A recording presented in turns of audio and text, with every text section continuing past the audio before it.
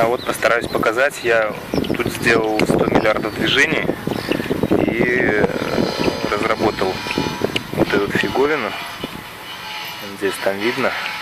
Вот так она должна свободно за счет действия пружины возвращаться назад в исходную позицию. И вот как вся эта штука выглядит с ручкой, как она должна работать.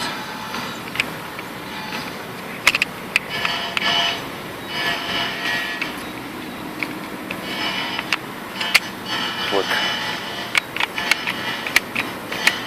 Отщелкивается как надо.